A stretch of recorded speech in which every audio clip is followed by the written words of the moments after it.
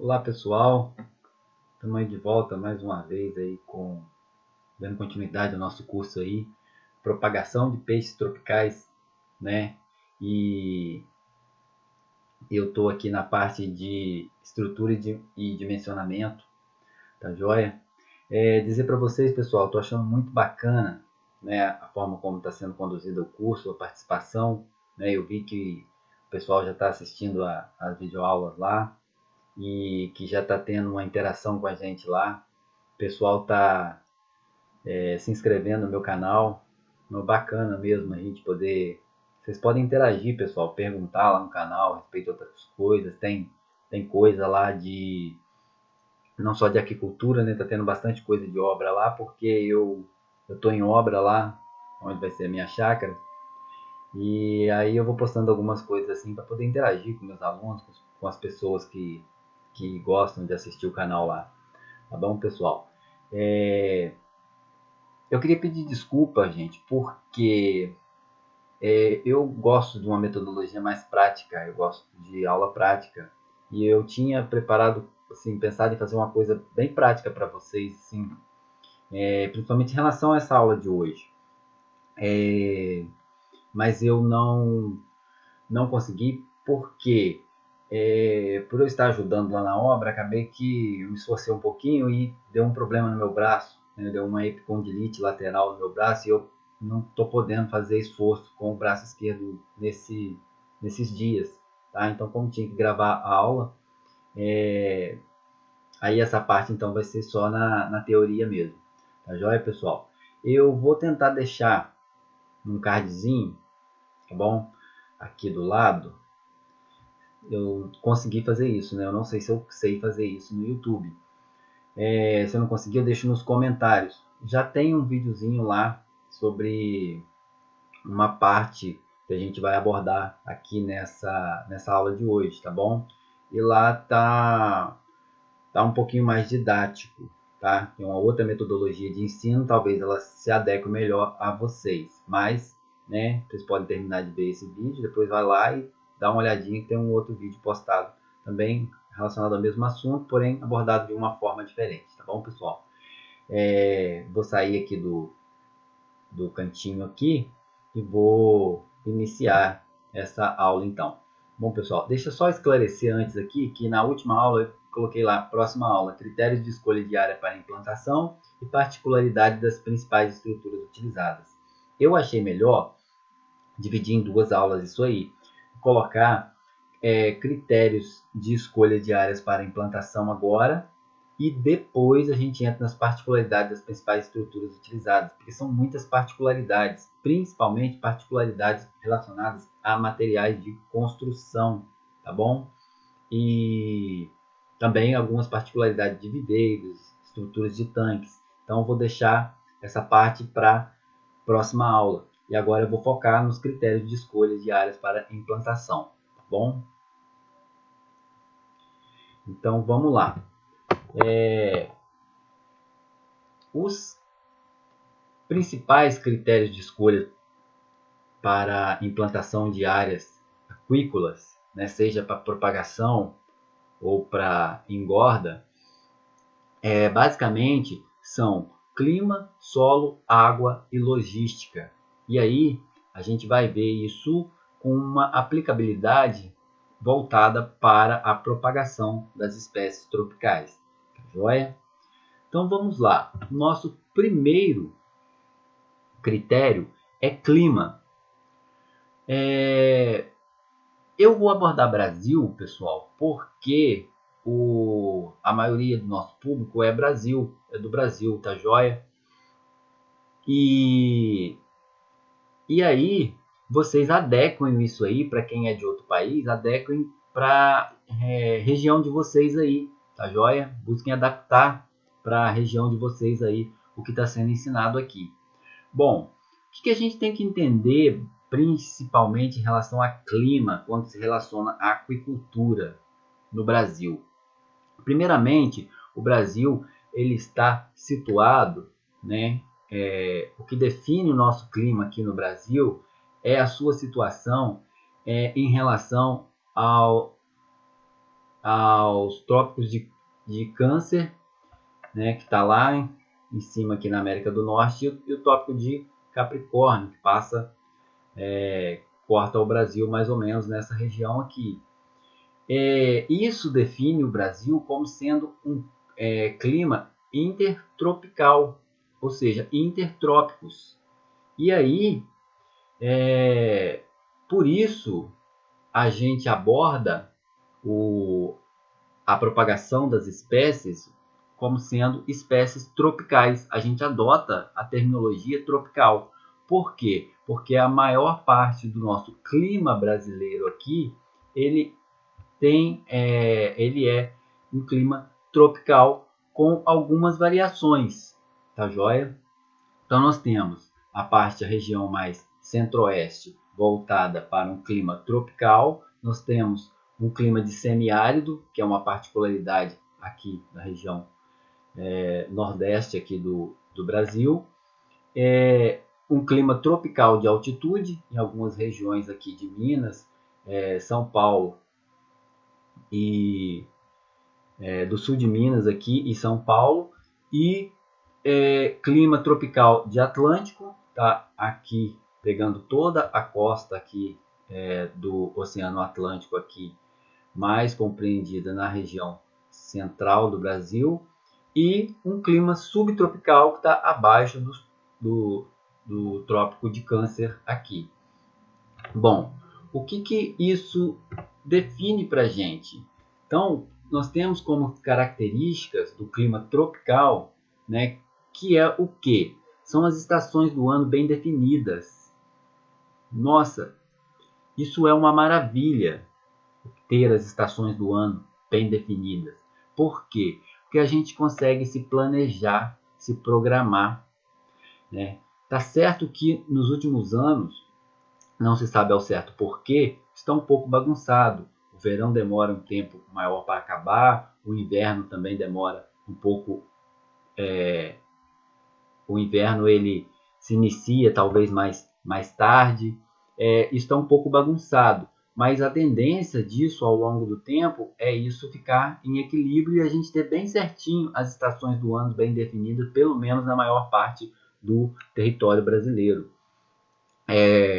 Alguns fenômenos estão influenciando um pouco nisso, mas nada que atrapalhe, né, a logística. A gente entende que entrou verão, que nós vamos ter uma estação do ano bem quente, outra estação mais fria, tá joia? Mas o que realmente importa é que a temperatura média anual ela vai ser superior aos 20 graus Celsius na maior parte aqui do território brasileiro, com exceção do clima subtropical aqui, que apesar de ter temperaturas aqui abaixo, médias anual abaixo dos 18 graus, ainda assim se consegue fazer a reprodução de algumas espécies tropicais aqui, tá joia? Com o uso de tecnologias que vão assegurar uma temperatura maior para as estruturas. E aí a gente vai ver essas particularidades aí das estruturas para melhorar a temperatura na próxima aula, tá? E aí a gente vai ver que tem alguns locais aqui, algumas particularidades em que a gente precisa adaptar as estruturas para fornecer um conforto térmico melhor para as espécies e alcançar as temperaturas ideais para a reprodução das espécies, para a manutenção dos alevinos vivos, tá? Para a manutenção principalmente das larvas em laboratórios, uma etapa que elas são mais sensíveis. Tá? Então, em algumas etapas aqui, algumas partes aqui do território, do nosso território, a gente precisa lançar a mão de adaptar as estruturas para fazer o aquecimento da água, tá joia? E isso também, né, as características do clima tropical é a incidência de chuva, 100 a 150 milímetros por ano, 1.000 a 1.500, né, milímetros por ano. São 1.000 a 1.500 litros de água por metro quadrado. Né? Isso é uma quantidade razoável de chuva. Tanto é que a gente percebe isso na nossa hidrografia. Então, a nossa hidrografia ela é bastante farta devido a essa característica do clima tropical aí, de a gente ter bastante incidência de chuva. É importante falar, pessoal, que essa região aqui em amarelo aqui no mapa é uma região chamada de clima equatorial, porque está próximo à linha do Equador, que passa mais ou menos por aqui. Por isso é chamado de clima equatorial. Esse clima se destaca por uma alta umidade e uma alta temperatura, né? Abrangindo ali os estados do Amazonas, Pará, Maranhão, Rondônia. E aí, pessoal, isso é excelente para a reprodução da maioria das espécies. Tanto é que onde está o nosso berço aí das espécies que são mais reproduzidas de clima tropical do Brasil, nossas espécies nativas. Nosso berço ele está aqui, ó. Nosso banco genético ele está aqui nessa região aqui, né? Então isso é muito bom para a gente ter um banco genético aqui natural, né, que nos proporciona diversas espécies aí para a gente estar alavancando a produção ao longo na extensão de todo o território nacional.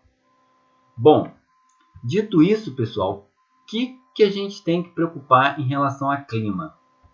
Bom, sabendo que nós podemos adaptar as estruturas e se obter um aquecimento da água para proporcionar a sobrevivência das espécies, a reprodução em qualquer circunstância, né, do território brasileiro, claro que em algumas circunstâncias não vai ser viável economicamente, porque aquecimento de água é um pouco caro. Mas quando é viável economicamente, né, isso aí ser inviável economicamente é raras exceções, tá bom? Então, praticamente a gente não tem que se preocupar com nada em relação ao clima. O Brasil ele é muito favorável para a reprodução, né, das espécies tropicais em relação ao clima. A gente não precisa se preocupar com isso, né? A área que a gente tem com clima favorável é muito grande para a gente dar o azar de cair exatamente no local onde o clima não é favorável, né? Apesar de que dentro das micro-regiões a gente tem bastante particularidades e climas heterogêneos, né? Por exemplo, eu estou no estado do Espírito Santo, eu estou aqui em Marataízes, no nível do mar, né? É quente o ano todo, mas eu ando aqui 50, 100 quilômetros, eu estou na região de serra aqui, próximo ao Pico da Bandeira, né? E já muda totalmente o clima. Isso é bom, né? Porque dá para trabalhar também diferentes espécies que não são de clima tropical, mas dentro de uma mesma região eu consigo buscar opções, né? Se aqui está muito frio, na cidade vizinha já é quente, então ter opções é muito bom. Então, em relação ao clima, a gente não precisa se preocupar com nada, tá bom? Entrando, pessoal, na questão dos solos para aquicultura, a gente tem critérios que devem ser levados em considerações. Esses critérios, basicamente, são os aspectos físicos, tá? Que eu vou estar abordando aqui agora. Eu não vou estar abordando os aspectos químicos, porque eles são levados mais em consideração na disciplina de qualidade de água, porque os aspectos químicos do solo eles vão influenciar na qualidade de água. Então, os aspectos químicos do solo vão ser abordados lá na disciplina de qualidade de água. joia? Então vamos abordar mais os aspectos físicos, que são os que importam realmente para a gente aqui na hora de se construir uma estrutura, tá joia? Então os aspectos físicos, eles são cor, textura, estrutura, porosidade, consistência, permeabilidade, capacidade de retenção de água. Isso aqui é prato cheio para o engenheiro civil. Nós da aquicultura gostamos de reduzir isso tudo a isso aqui, a plasticidade e elasticidade, que são características que o solo tem que ter para ser um solo bom para construção em aquicultura, tá joia? Para a construção principalmente de viveiros e também de tanques, de barragens, tá joia? Então, o que é a plasticidade e a elasticidade? A plasticidade é basicamente a capacidade que o solo tem de se moldar, de se manter como uma estrutura física por muito tempo, como um agregado rígido, um agregado firme, tá? Por muito tempo. E a elasticidade também está relacionado com a capacidade do solo de se moldar, de se adaptar a fatores externos, como por exemplo compressão, tá joia? E aí essa capacidade, né, do solo ter uma boa plasticidade e uma elasticidade, ela pode ser verificada através de uma análise granulométrica do solo, joia? O que é uma análise granulométrica de solo? Vai avaliar os componentes do solo. E os componentes do solo basicamente são areia, silt e argila. De acordo com a quantidade desses materiais, a quantidade de areia, silt e argila, esse solo ele é classificado. Nós vamos ver como que é feita essa classificação um pouquinho mais para frente. Porém, essa classificação do solo, a gente só vai utilizar ela lá quando a gente for aprender a fazer os taludes dos viveiros, tá bom? Porque dependendo da classificação do solo, o talude amontante, que a gente viu na última aula, ele vai ter uma declividade maior ou menor, tá certo? Então, o que é um solo com uma boa plasticidade e elasticidade? É um solo que tem de 20 a 30% de argila e menos de 30% de areia, ou seja, um solo ideal para a construção, a implantação de viveiros de aquicultura. Eu vou ter que focar em viveiros, pessoal, porque a maioria das espécies tropicais, elas são cultivadas, são mantidas, são reproduzidas nas estruturas chamadas viveiros. Os viveiros são aqueles tanques escavados na terra, sem ser recoberto por nenhuma estrutura, seja de alvenaria, por lona, tá? Ele é diretamente na terra, então são chamados de viveiros. Então, diferente de um tanque, se você utilizar lona ou fazer ele de alvenaria, é chamado de tanque. Então, normalmente a gente utiliza viveiros. A gente utiliza tanque dentro dos laboratórios de reprodução, caixas de contenção, caixas de descanso. Então, isso a gente utiliza tanque.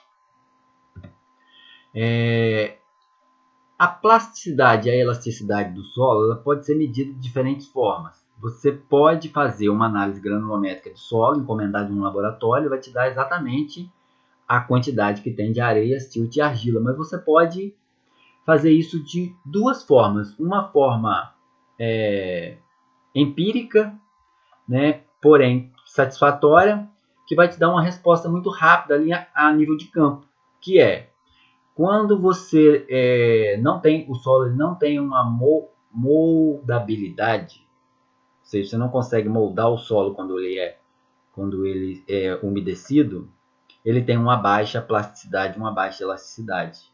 quando você não consegue fazer, olha só, ele quebrou, não conseguiu moldar, ou seja, baixa plasticidade, ele não cola bem. Então ele tem pouca quantidade de argila e uma maior quantidade de areia. Não é um solo ideal para a aquicultura. Para a construção de viveiros. Não é ideal. Pode ser utilizado? Pode. Só que vai requerer depois um pouco mais de manutenção dos taludes quando comparado com um solo mais argiloso. A outra forma, você pode fazer também uma classificação pelo método da garrafa, tá? Que você consegue, pelo tempo de sedimentação das partículas, você consegue ter um resultado bem aproximado da quantidade de areia, silt e argila que tem no solo.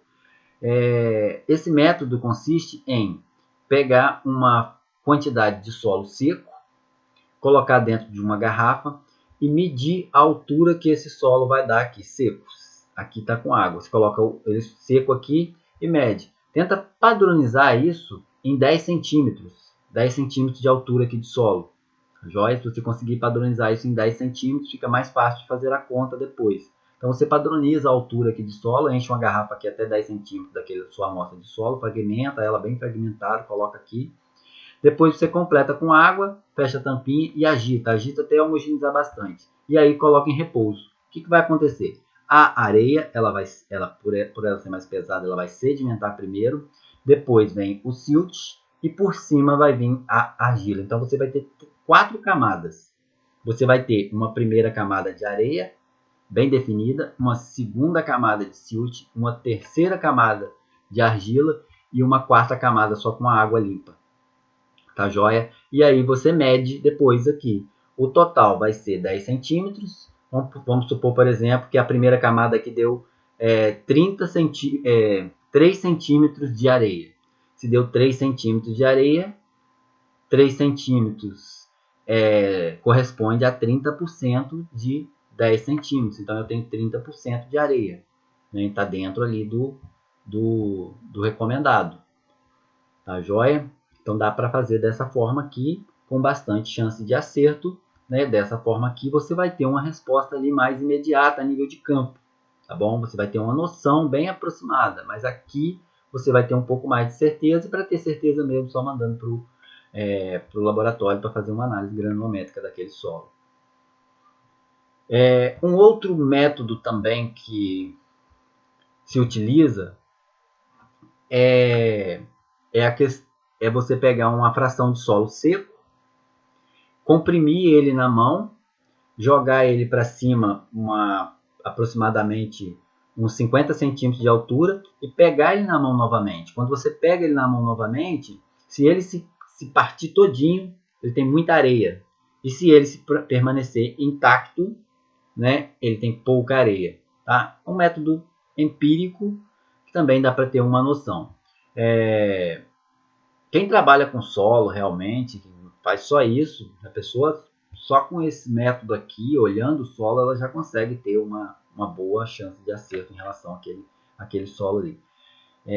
Mas o ideal é que se faça uma análise de todo o solo em várias partes do terreno, porque dentro do próprio terreno você pode ter variações no tipo de solo e também nas diferentes camadas do solo. De repente o solo numa camada superficial ele é de uma forma e na camada mais profunda ele é de outra forma. Então tem que fazer essa análise em toda a extensão do terreno, tanto longitudinal quanto horizontalmente, pelo menos até a profundidade que você pretende alcançar com os seus viveiros. E aí, essa classificação do solo, né, pode ser feita pelo método da garrafa aqui, com bastante chance de acerto. Você vai utilizar essa tabelinha aqui de classificação do solo, então ela vai trazer para você aqui a porcentagem de areia, a porcentagem de argila e a porcentagem de silt. Isso aqui é indispensável, tá, pessoal? Anotem essa palavra aí. É indispensável quando você vai fazer viveiro. Vai fazer viveiro pela primeira vez. Não adianta você ter todos os outros, você ter lá clima, né, e clima bom, tudo favorável, e você vai construir os viveiros e aquele viveiro não vai te proporcionar, o solo não vai te proporcionar uma boa elasticidade, uma boa plasticidade. E aí você vai ter que ficar fazendo muita manutenção nos viveiros, ou até mesmo adequando eles com alguma estrutura de lona, de geomembrana, para você estar conseguindo trabalhar naquela região, naquela propriedade. Então, por quê?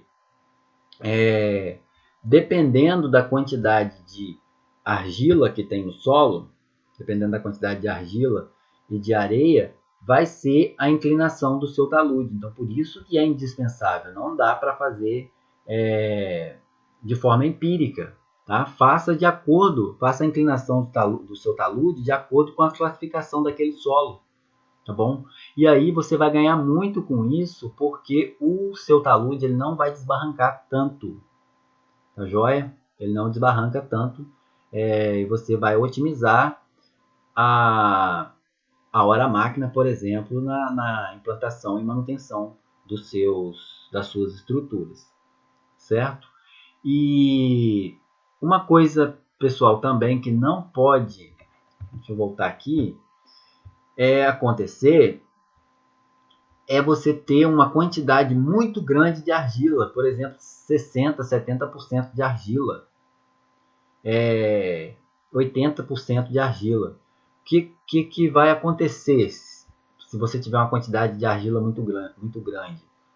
A hora máquina para implantação ela vai ser um pouco maior e para manutenção também, porque quanto mais argila, mais elasticidade, mais plasticidade vai ter. Isso, na hora que molha, é bastante complicado, porque escorrega muito, tá? A máquina que está trabalhando, ela patina. O trator que passa sobre o talude, ele desliza. O colaborador, na hora de passar a rede, ele atola demais o pé no barro, tá bom?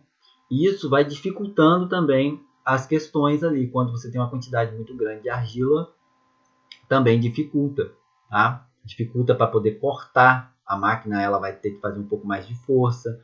Você vai ter que usar máquinas mais adequadas, né? Nesses casos, para implantação, se recomenda fazer sempre trabalhar com a terra seca, tá joia? E é necessário a utilização de máquinas específicas, como por exemplo, você primeiro passar o arado, né, para poder cortar a terra, e depois você passa o outro trator para poder raspar a terra, tá? E aí vai adequando de acordo com o solo, tá? Não quer dizer que não dá para fazer, mas tem que ter algumas orientações, alguns cuidados para poder otimizar a hora máquina, otimizar recurso e ganhar, né? E ganhar com o máximo de otimização possível. E imprescindível, mas que em termos de Brasil a gente é muito rico, né? A água, tá joia? A água, pessoal, ela é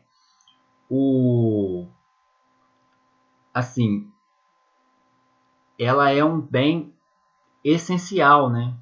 Quando eu digo essencial, pessoal, tem que ligar um alerta na nossa cabecinha, porque tudo que é essencial diz respeito à vida. A gente não consegue viver sem água. Então ela é essencial. A gente não consegue viver sem ar, sem oxigênio. Então esse oxigênio ele é essencial, tá? Então tudo que é essencial, e a água é essencial tanto para a agricultura quanto para a vida, ela passa a ser a gente tem que ter um pouco de atenção com ela, tanto no uso quanto no descarte. Por isso, ela merece uma atenção especial. No Brasil, não quer dizer que por a gente ter uma hidrografia muito vasta, né, uma quantidade de água prontamente disponível. O que é prontamente disponível? A água de rios, de lagos, é a água que está na superfície da terra, ela já está disponível, a água de nascente, tá? E também a gente tem aquela água que não está prontamente disponível, que são as águas subterrâneas, né? As águas do lençol freático e a do lençol artesiano.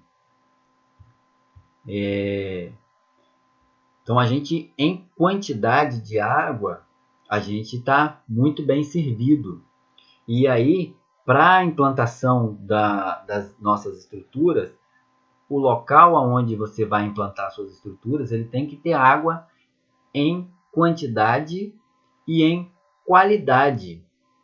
Só que essa qualidade, a gente tem que se atentar às normas de utilização das águas do Brasil. No Brasil, a resolução número 20 do CONAMA, do Conselho Nacional do Meio Ambiente, estabelece que as águas para uso em aquicultura, elas são as águas de classe 2, né, que são as águas ideais para a aquicultura. Então nós temos 5 classificações. Água de classe especial, água de classe 1 e águas de classe 2, 3 e 4. E essas classificações, a qualidade dessa água, à medida que o número aumenta, a qualidade ela vai ficando ruim. E a gente pode utilizar na aquicultura as águas de classe 2, que são uma água de uma qualidade, quando você pega a qualidade de classe 2, ela é utilizada para dessedentação de animais, é uma água que pode ser utilizada para consumo humano, desde que previamente tratada, né? Para você ter uma ideia, a água de classe 1 ela pode ser utilizada para o consumo humano direto, né? E a água de classe 2 ela pode ser utilizada para consumo humano, desde que previamente tratada. Então a gente está trabalhando com uma água de uma qualidade aí, né, essencial, água de classe 2. O bom, pessoal, é que a gente consegue afirmar com 100% de certeza que se eu pegar uma água de classe 3, uma água de classe 4 e jogar ela dentro de uma aquicultura, a gente tem tecnologia que consegue devolver essa água para o ambiente numa qualidade melhor do que ela entrou, né? Isso é uma vantagem a nosso favor.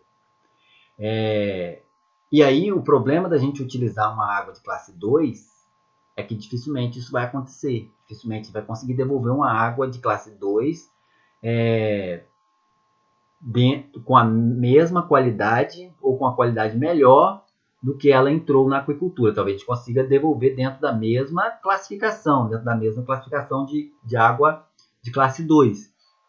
Né? Mas devolver ela com uma classe 1, não. Mas, por exemplo, se você pegar ela numa classe 3, você consegue devolver ela numa classe 2.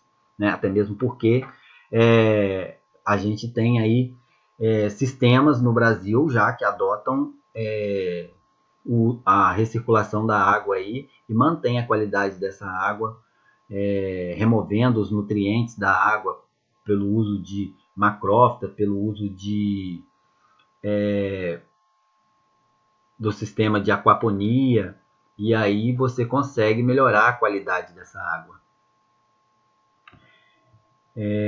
Bom, com relação à quantidade da água, pessoal, a quantidade da água ela varia de acordo com o seu sistema que você vai adotar, tá joia? Para manutenção da maioria das espécies tropicais em viveiros, a gente utiliza o sistema semi-intensivo. O sistema semi-intensivo ele requer uma troca de água que normalmente gira em torno de 5%. O que é uma troca de água girando em torno de 5%? É você trocar 5% do total da água do viveiro ou da propriedade ao longo de 24 horas. Tá joia? Então você tem que ter uma vazão necessária de água para fazer essa troca de água. Devido a essas questões ambientais, muitos sistemas no Brasil eles estão trabalhando com renovação ou troca de água zero. Tá? Estão se buscando a renovação da água zero, repondo apenas as perdas por evaporação e infiltração, tentando manter a água dentro do sistema o maior tempo possível. Até mesmo porque quando você descarta uma água no ambiente, pelo menos eu entendo que você está jogando dinheiro fora. Você está jogando água, você está jogando dinheiro fora. E uma água, por exemplo, de aquicultura, se você joga essa água rica em nutrientes, você está jogando nutriente fora.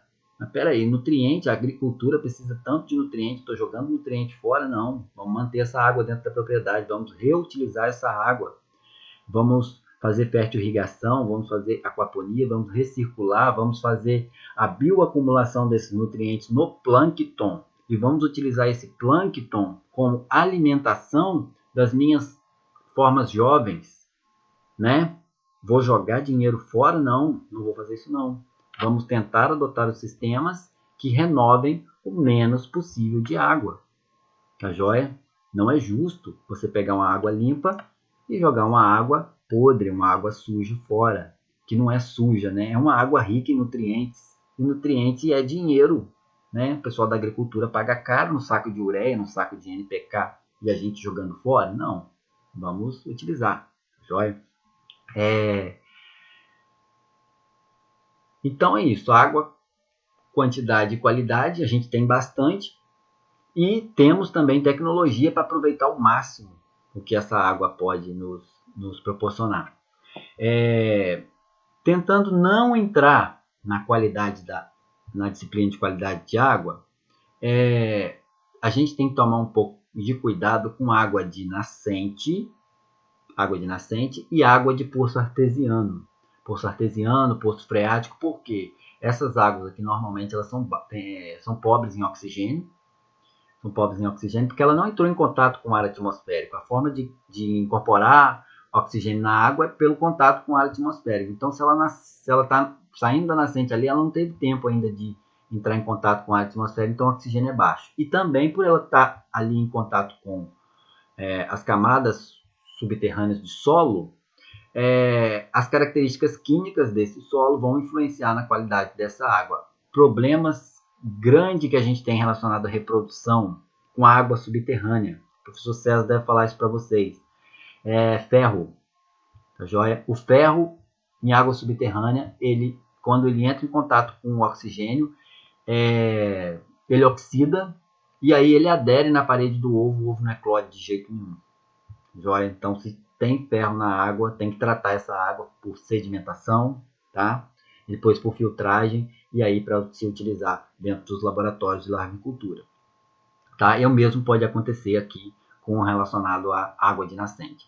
Com relação à água de rio aqui, é muito difícil isso acontecer, água de cachoeira, de córregos. Por quê? Porque já aconteceu a oxidação, né, devido a água estar com bastante oxigênio, e aí esse ferro ele já precipitou. Tá? Quando ele, né, essa água é de origem de locais com bastante ferro. Então é isso relacionado à água. Com relação à logística, pessoal, logística é, basicamente, resumindo, trocando em miúdos, pegar o meu produto e vender e comprar insumos para dentro da propriedade. Tá? A logística está relacionado mais com a comercialização, com o tráfego, com a venda, a joia, com o fluxo de produtos, tá? Sejam eles insumos ou sejam eles o produto para a venda. O nosso produto, no caso, é a Levinos. Então, aí quando a gente pensa em logística, a gente pensa apenas em pavimentação, em estradas, em ferrovias, né, hidrovias, essas questões. Acesso. Não necessariamente tem que levar apenas isso em consideração, tem diversos outros fatores. Eu gosto de trabalhar logística pensando em uma balança, tá? Imagine que isso aqui é uma balança, tá joia? E ela está em equilíbrio. Ela tem que ser equilibrada pelos meus custos, tá? Em transformar tudo em custos. Que custos são esses? Os custos com insumos, por exemplo, pavimentação, né, vias, portos, aeroportos, grandes centros de distribuição, essas questões aqui relacionadas à comercialização, joia? E aí, onde eu vou colocar a minha propriedade? Eu vou colocar a minha propriedade mais próxima a mercado consumidor, mais próxima à mão de obra qualificada. Eu vou colocar mais próximo do local onde tem insumos, aonde as ruas são mais pavimentadas, as estradas levam a grandes centros, que levam a grandes centros de distribuição, que leva a portos, a aeroportos. Né? Onde eu vou colocar? O ideal é que isso tudo aqui tivesse muito aqui pertinho da propriedade. Tivesse aqui tudo junto. Mas nem sempre isso acontece. Os nossos produtores de insumos, né, os maiores, estão localizados em regiões específicas do país. E também os grandes centros consumidores estão em regiões específicas. Aí o que a gente busca fazer? A gente busca um centro de gravidade baseado nos meus custos com a logística. Eu vou ter que estudar o que é mais barato. Se é eu ficar um pouco mais perto dos insumos, e aí os custos com o mercado consumidor eles vão pesar, a balança vai tender a desequilibrar aqui, mas aí eu ganho um pouco mais aqui, eu diminuo os meus custos, né? Eu diminuo os meus custos com transporte de insumos, e aí a balança volta a se equilibrar de novo. Vocês entendem mais ou menos como que é? Eu aumento os custos por um lado, mas eu tenho que buscar diminuir por outro lado, tá? Isso é o que a gente chama de centro de gravidade. Equilibrar os custos com a logística. E aí, de repente, para um determinado produtor, ele consegue baratear o custo dele e ser mais concorrente no mercado, porque ele está próximo a um local que tem uma mão de obra qualificada. E essa mão de obra qualificada otimiza os processos de produção dele a ponto de superar o custo com buscar insumos longe. Entende? Supera a baixa pavimentação. O ideal fosse que estivesse tudo pertinho, tudo muito acessível. Tá? Mas aí isso é muito difícil de encontrar. Quando se encontra essa situação, né? Com o tempo a gente vai buscando trazer isso para perto da gente. Quando a aquicultura começou lá, né, há muitos anos atrás, a gente não tinha insumos, não tinha mão de obra, não tinha tecnologia. O pessoal foi apanhando, né, foi aprendendo, e isso foi movimentando a economia a ponto de trazer isso para perto. Então, os locais agora já têm uma fábrica de ração, já tem cursos, né, que qualifica a mão de obra, já tem uma logística em cima disso relacionada a transporte, os caminhões já são adaptados, as empresas já investem em insumos voltados especificamente para isso. Então criou-se um nicho ali de mercado que está fazendo o centro de gravidade aqui ficar tudo mais perto possível. E o ideal é isso aí, a gente crescer e quem está ao nosso entorno crescer junto, ver na atividade uma perspectiva de melhoria da qualidade de vida, e aí a gente cresce junto, certo? Então, era isso, pessoal, para essa aula de hoje, né? Os critérios de escolha de área para implantação para a aquicultura foram esses aí. E para a próxima aula, então, a gente vai entrar nas particularidades das principais estruturas utilizadas, tá bom? Então, muito obrigado por vocês terem acompanhado até aí. Até a próxima aula, então.